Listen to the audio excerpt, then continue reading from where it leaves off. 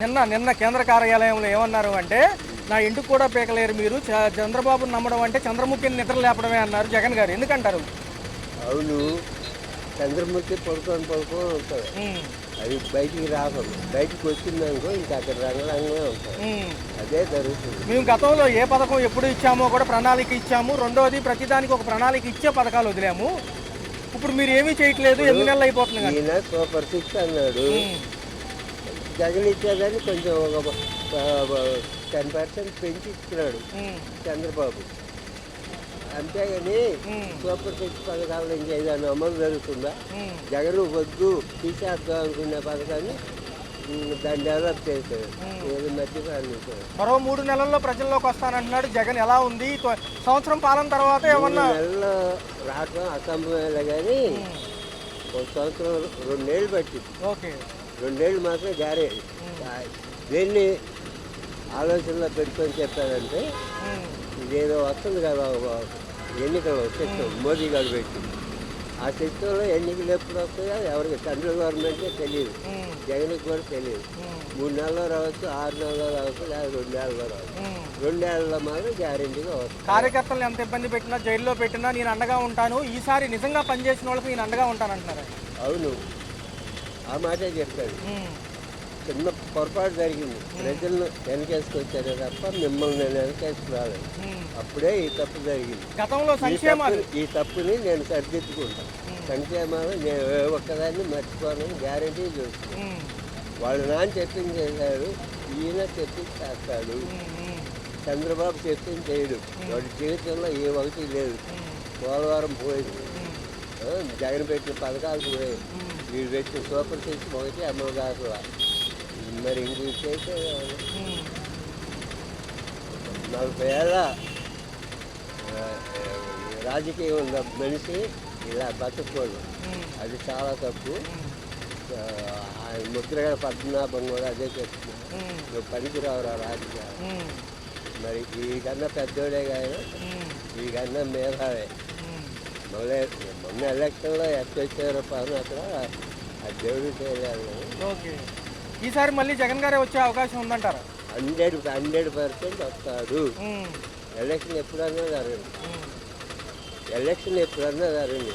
ఇది చంద్రబాబు నాయుడు అంటే ఇది లాస్ట్ ఎలక్షన్. Okay okay. ఇంకొక మాట కూడా చెప్పాడు, నేను మాట అన్నానంటే తప్పను. ఒకవేళ రెండోసారి కూడా మొన్నట్లాగే జరిగిందనుకో, అప్పుడు కూడా మాట తప్పు. Okay okay. నా కార్యకర్తలు నేను కాపాడుకుంటా, సాధ్యమైన భద్రత కూడా చెప్పాడు. అది ఇవాళ పేపర్లో ఓకే సార్. ఇది ఉండట్టుగా ప్రజలకి తెలియజెప్పారు. వైఎస్ఆర్ కానీ పాలు కానీ జరుగుతుంది మోసం అని అందరికీ తెలుసు, జనాన్ని తెలియజెప్పారు. లోకేష్ ఏమన్నాడంటే, ఇవాళ పేపర్లో వచ్చింది, మేము ఎవరిని మోసం చేయాలో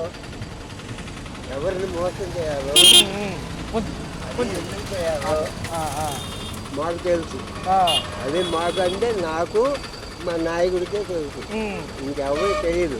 మేము మోసం చేస్తానికి అధికారంలోకి వచ్చాం. ఎవడు ఏం చేసుకుంటాడో మా రైట్ గుర్తే మాకు ధైర్యం.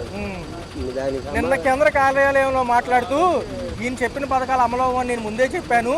అవును, ఇలా పేపర్లో జగన్ అంతా చెప్పాడు.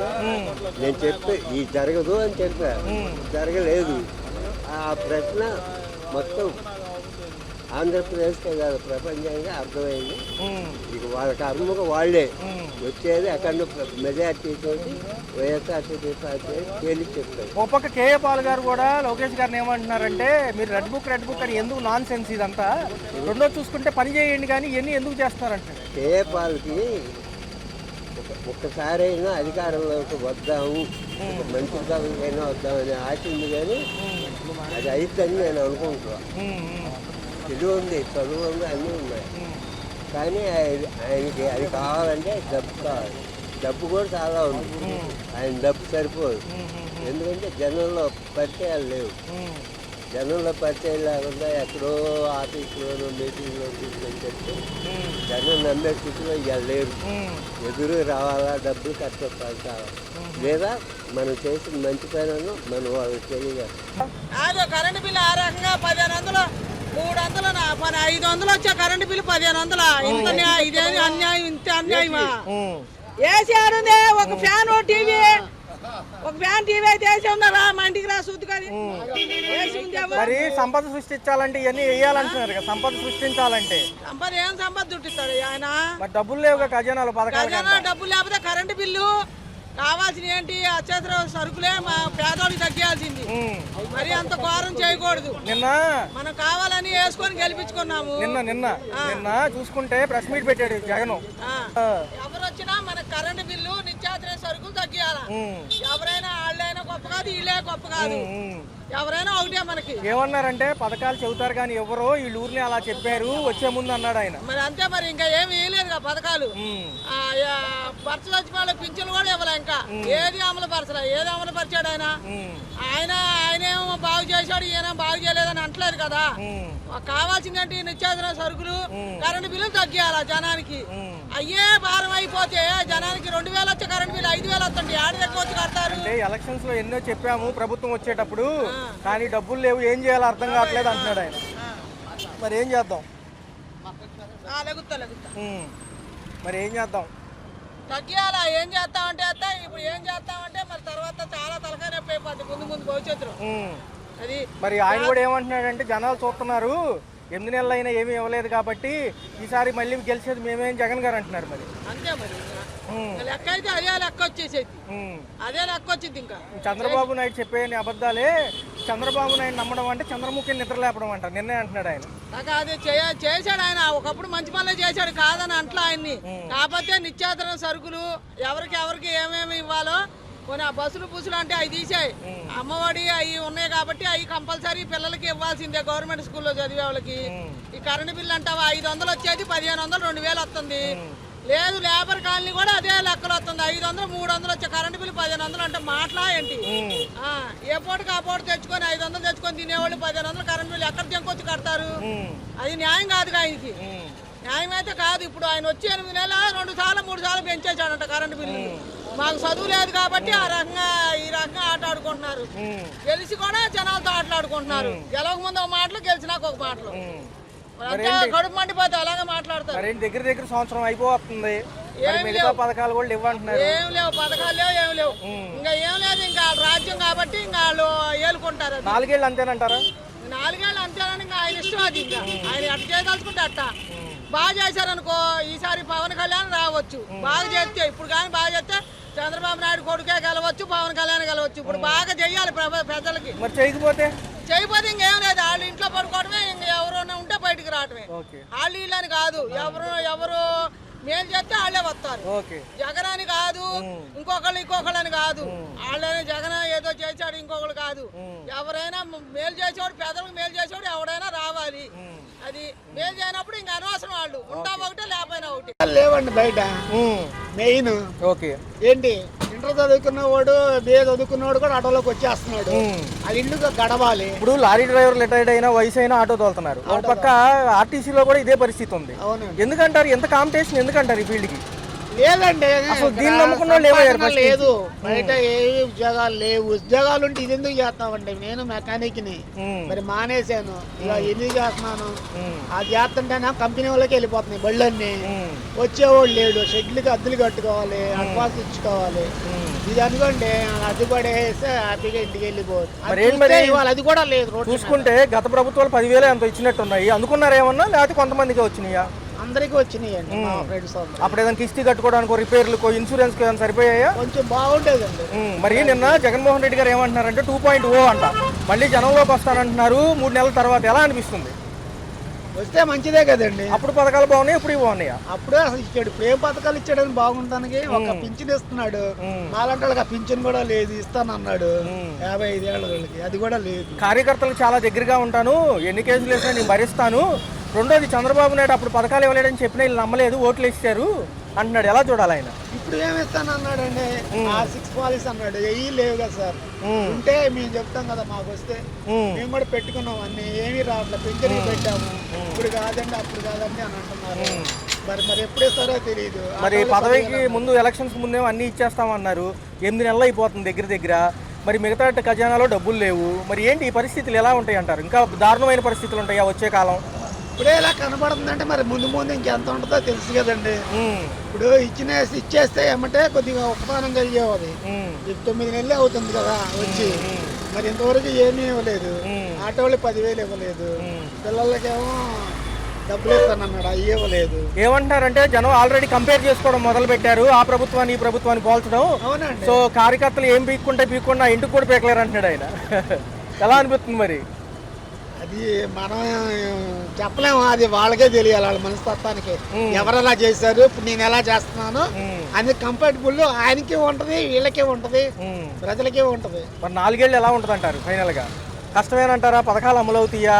ఉద్యోగాలు ఇస్తే బాగానే ఉంటుంది సార్, ఇవ్వకపోతే నష్టం. మరేంటి మరి 3 నెలల తర్వాత ఈయన మళ్ళీ ప్రజల్లోకి అంటున్నారు, వస్తే మంచిదేనంటారా? వస్తే మరి ఆలోచిస్తాడు కదా ఆయన కూడా. ప్రభుత్వం ఎలా ఉంది, నేను ఎలా చేశాను, మరి నేను చెప్పాను అంతకు ముందు కాలంలో మీకు, నా మాట మీరు విన్నారు కొంతమంది. పాల్ గారు కూడా అదే అంటున్నారు, ఏంటి రెడ్ బుక్ రాజ్యాంగం ఏంటి, మీ నాన్నగారే సైలెంట్గా ఉండేవాళ్ళు, నువ్వెందుకు రెచ్చిపోతున్నావు లోకేష్ గారిని అంటున్నారు. పాల్ గారు, ప్రజాశాంతి పార్టీ పాల్ గారు. పాల్ గారు మొన్న అది రాజశేఖర్ రెడ్డి ముందు చంద్రబాబు నాయుడు సైలెంట్గా ఉండేవాడు, అసలు నువ్వు ఎందుకు ఎగురుతున్నావు అంటున్నాడు ఆయన. అన్నాడంటే ఇప్పుడు ఆయనకి ఏమన్నా పదవి వస్తే బాగుంటది, నేను చేయగలను అలాగే నేను ఆలోచన ఏమైనా ఉందేమో నాకు అభిప్రాయం. సో ఖచ్చితంగా 4 ఏళ్ళు ఎదురు చూడాలి, చేయాలి కదా, బాగానే చేయాలి. Okay okay. జగన్ రెడ్డి గారు 2.0 మళ్ళీ నేను వస్తున్నాను, ప్రజలకు సంక్షేమ పథకాలు అందలేదు, ఖచ్చితంగా అందేటట్టు చేస్తాను, మరో 3 నెలల్లో ప్రజల్లోకి అంటున్నారు. ఎలా చూడాలి అసలు ఈ అంశం? చూడాలంటే ఏం చెప్తాం, ఆయన చేసినప్పుడు బాగానే ఉంది, అందరికి అన్నీ వచ్చినాయి, ఇప్పుడు ఏం చేస్తాం? అది అప్పుడు ఏమంటున్నారంటే ఈ పథకాలన్నీ కూడా ముందు చెప్పారు, ఏదైతే ఉందో చంద్రబాబు నాయుడు గారు నమ్మడం అంటే చంద్రముఖి నిద్ర లేపడమేనంట. నిన్న మరీ కామెడీ అసలు అది. ఒక నిమిషం వెళ్తారు గారు. అయితే ఏంటంటారంటే ఈ 8 నెలలు ఎలా అనిపించింది మరి? నాకేం లేదు, ఇంత మటుకు మా పిల్లలకే మాకేం రాలా. పెన్షన్ ఏమైనా వస్తుందా మీకు? పెన్షన్ వస్తుంది. పర్లేదా? ఫస్ట్ తారీఖు ఇస్తున్నారా? సరికి మరి ఏంటి మరి నిత్యావసర సరుకుల ధరలు ఖర్చులు ఎలా ఉన్నాయి? అదే అప్పుడు 120 ఉండేది, వాళ్ళు 150 170 అంటున్నారు. మరి ఏమంటారంటే డబ్బులు లేవు ఖజానాలో ప్రజెంట్, ఇస్తాము వచ్చాక అంటున్నారుగా, వెయిట్ చేయొచ్చా? ఇచ్చేదాకా ఎక్కడ చూస్తామండి, ఇప్పుడు మనం బతకాలిగా, ఇప్పుడు పని చేసుకుంటే బతుకుతాం, లేకపోతే లేదుగా. ఇప్పుడు మాలాంటి వాళ్ళం ఏముంది, ఎవరన్నా పెడితే తినేవాళ్ళమే కానీ ఎవరు పెడతారు? మరి ప్రజాశాంతి పార్టీ కేఏ పాల్ కూడా అంటున్నారు, ఈ రెడ్ బుక్ రాజ్యాంగం ఎందుకండి, ఈ పథకాలు ఇచ్చేయండి అంటున్నాడు ఆయన. ఆయనే లేదు, ఆయన అంతా వేస్ట్. ఎలా ఉంటుంది 4 ఏళ్ళు ఎలా ఉంటుంది లాస్ట్? ఏమో మనకేం తెలుసు అండి, రేపు జరగబోయేది మనం చెప్పలేము, జరిగినవి చెప్తాం కానీ జరగబోయేది మనం ఏం చెప్తాం. మరి తల్లికి వందనం, అమ్మఒడి ఇవన్నీ ఉన్నాయి కదా, ఈయన ఇచ్చిన తర్వాత అప్పుడు మాట్లాడుతున్నాం. అసలు చంద్రబాబు నాయుడు ఆయన నిందలేయడం తప్ప ఈయన ప్రాక్టికల్ గా చేసేది ఏం లేదు, ఏం చేయలేడు కూడా. ఆయనకు ఒక ప్రత్యేకమైన స్ట్రాటజీ లేదు. ఓకే, జనాల్ని మభ్యపెట్టి డబ్బులు వేసేస్తే ఓట్లు పడిపోతే మనం గెలుస్తాం, మళ్ళీ ఇంకో 5 ఏళ్ళు, అప్పటికి ఈయన వయసు అయిపోతుంది, ఇంకా టీడీపీ పార్టీ పతనం అయిపోతుందనే ఆలోచన ఉన్నాడు తప్ప స్ట్రాటజిక్ గా చక్కగా ప్రజలకు మంచి చేయాలంటే ఏం చేయాలి? ప్రతిపక్షాలను విమర్శిస్తే కాదు, ప్రజలకు మంచి చేయాలి. ఒక్క రోడ్డు ఎందుకు బాగు చేయించలేపాడు? నేను ఏ రోడ్లు బాగు చేయించలేను, ఏ అభివృద్ధి పనులు చేయలేను, వాటికి డబ్బులు లేవు. 500 కోట్ల రూపాయలు పెట్టి ప్యాలెస్లు కట్టడానికి డబ్బులు వచ్చాయా? ఏమండి, అంబేద్కర్ విగ్రహం కట్టించాడు, దానికి 300-400 కోట్ల రూపాయలు. ఎవడి అవసరం తీరింది చెప్పండి? సామాన్యులు కడుపు నిండిందా? ఇవన్నీ ఎందుకండి 1000 కోట్ల రూపాయలు దానికి ఖర్చు పెట్టాడు. ఏమంటున్నారంటే సార్, నేను ముందే పథకాలకి ఒక ప్రణాళిక రూపొందించి చెప్పాను, ఏ మంత్రులు ఏ పథకం వేశాను, ఇప్పుడు చెప్పట్లేదని ఈయన గోల. ఎందుకంటారు అసలు ఈ అంశాలన్నీ ఇప్పుడు ఎందుకు వస్తున్నాయి తెరపైకి? ఎందుకంటే రేపు ఫిబ్రవరిలో కూడా ఈ యొక్క బడ్జెట్ సమావేశం ఉంది, రారంటున్నారు. దానికి ఎలా చూడాలి మరి? ఈ అంశాలు ఎలా ఉన్నాయి సార్? ఈయన అసెంబ్లీకి అయితే రాడు, ఇలా విమర్శిస్తూ కూర్చుంటాడు. అది దీనివల్ల ఆయన ఏం సాధిస్తాడని ఆయనకే తెలియదు. ఒక పక్క కేఏ పాల్ గారు ప్రజాశాంతి పార్టీ, ఆయన ఎందుకు లోకేష్ గారి మీద అంతా మాట్లాడుతున్నారు? ఆయన ఎవరో ఒకళ్ళ గురించి ఏదో ఒకటి టార్గెట్ చేస్తూ ఉంటారండి, సీజనల్ టార్గెట్, అంతకన్నా ఏం లేదు. రాజశేఖర్ రెడ్డి గారు ముందు చంద్రబాబు గారే సైలెంట్ గా ఉన్నారంట, మీరెందుకు రెచ్చిపోతున్నారని అడుగుతున్నారు నిన్న ఎవరు? పాల్ గారు, లోకేష్ గారు. చంద్రశేఖర్ రెడ్డి, చంద్రబాబు నాయుడు ఏం సైలెంట్ గా ఉండదు, పాయింట్ వైజ్ గా ఆయన ఎప్పుడు కావాల్సిన చోట విమర్శిస్తూ వచ్చారు. నిన్న సభలో మీరు చూసారో లేదో, ఏదైతే నిన్న మీటింగ్ ఈవినింగ్ టైంలో ఎండుకు కూడా పేకలేరు అంటున్నారు, నిజమేనా అసలు? తప్పండి, అలాంటి మాటలు మాట్లాడకూడదు. ఇది అన్పార్లమెంటరీ లాంగ్వేజ్. ఎంట్రూ పేకలేరు, నా ఇది ఎవరు చేయలేడు, ఏంటా మాటలు? మళ్ళీ మేమే వస్తామంటున్నారు. వాళ్ళు పొలిటికల్ పార్టీకి అధ్యక్షుడు ఎంత పాలిష్డ్గా మాట్లాడాలి. పైగా నేను మాట్లాడితే నేను 10th class first class student అంటాడు. ఇది కరెక్ట్ కాదు. సార్ 4 years ఎలా ఉండబోతుంది, ఎన్ని నెలల పాలన ఎలా? కొంచెం డెవలప్మెంట్ కాస్త లేట్ అవుతుందండి. అన్ని పథకాలు అమలు చేయడం అంటే టైం పడుతుంది, ఖచ్చితంగా టైం పడుతుంది. ఇవన్నీ వాళ్ళకి శక్తికి మించింది మీద వేసుకున్నారు. ఇది అమలు చేసేటప్పుడు కొంచెం టైం పడుతుంది. సో పోలవరానికి వీటికి నిధులు కూడా వచ్చాయి కాబట్టి ఓకే. రెడ్డి గారు ఈ 2.0 కొత్తగా మళ్ళీ జనంలోకి వస్తాము అడుగుతాము అంటున్నారు. నిజంగా జరిగిద్ది అంటారు అసలు ఈ అంశాలు? ఎందుకంటే ఫిబ్రవరిలో ఉన్న సమావేశానికే రారంటున్నారు. అది ఎలా ఉంది సార్? 8 నెలల పాలనలో ఈ అంశాలన్నీ ఎలా ఉన్నాయి? ఏమండి, ఎవరైనా ఇప్పుడు ఆ పార్టీ అయినా ఈ పార్టీ అయినా ఎవరైనా పథకాలు ఇచ్చేదే వాళ్ళ యొక్క స్వభావం గురించి చేస్తూ ఉంటుంటారు. సో చేయడం అనేది మనుషుల యొక్క దీన్ని బట్టి ఉంటుంది. ఈ పార్టీలో ఏముందంటే ఏదో చేస్తున్నాడు మొత్తానికి, ఇప్పుడు ఎంతగా తీసేయట్లేదు కదా, అవకాశాన్ని బట్టి తనకు చేతనంత వరకు పనిచేయగలుగుతుంది. లండన్ నుంచి వచ్చిన తర్వాత కార్యకర్తలతో భేటీ అయ్యి కార్పొరేటర్లతో ఇంటికి కూడా పేకలేరేదో అంటున్నాడు సార్. ఎందుకంటారు? ఎందుకంటే ఇంకేం మేమేం చూస్తామండి, పీకుతారా అది పీకుతారా అంటే ఎవడో ఏ పీకిది లేదు. ఎందుకు పాల్ గారు కూడా రియాక్ట్ అవుతున్నారు? ఎందుకు? ఏదో చెప్తారు ఆయన ప్రజాశాంతి పార్టీ చెప్పి ఆయన కూడా ఏదో ఎలక్షన్ లో రావాలని. ఓకే. ఏంటి రాజశేఖర రెడ్డి గారి ముందు ఈయనే సైలెంట్ గా ఉన్నారంట. బాబు గారు నువ్వెందుకు రెచ్చిపోతున్నావు అని అడుగుతున్నారు పాల్. ఆయన క్లాస్మేట్స్. ఓకే. ఇద్దరు బాల్య స్నేహితులు, వాళ్ళిద్దరు కూడా ఒకే ఏరియా వాళ్ళు. అందుకని చెప్పేదే ఉంది. ఒకసారి కలిసి చదువుకున్నారు, చెప్పాడు ఆయన చెప్పాడు. కేంద్రం ఉంది కదా సార్, సపోర్ట్ ఎలా ఉంటుంది మరి వచ్చే 4 ఏళ్ళు? కేంద్రం సపోర్ట్ ఏ పార్టీకైనా కేంద్రం సపోర్ట్ లేకుండా ఎవడో పని చేయలేడు. ఎవరైనా కేంద్రం ఉండాలి, లేకుండా ఎవడో పని చేయడు. కాకపోతే ఏంటంటే ఇప్పుడు ఈయన ప్రజెంట్ పొజిషన్ ఏంటంటే ఎలక్ట్రిసిటీ గురించి కాస్త చూసుకోవాలి. కొంచెం ఎక్కువగా ఉంది. మిడిల్ క్లాస్ కొంచెం ఉన్న వాళ్ళకి ప్రాబ్లంగా ఉంటుంది. మా హయాంలోనే పథకాలు అమలైన ఇప్పుడు అమలు అవ్వట్లేదని ఈయన అంటున్నారు. ఎలా చూడాలి ఈ అంశం? ఇవన్నీ ఎక్కడ చెప్తామండి, చెప్పడానికి మేము ఆఫీసులకు వెళ్ళి వాళ్ళు అన్ని ఎక్కడ ఏదో 4 అడిగారు చెప్తాను. నిజంగా చంద్రముఖి నిద్రలేపినట్టు నన్ను అంటున్నారు ఆయన.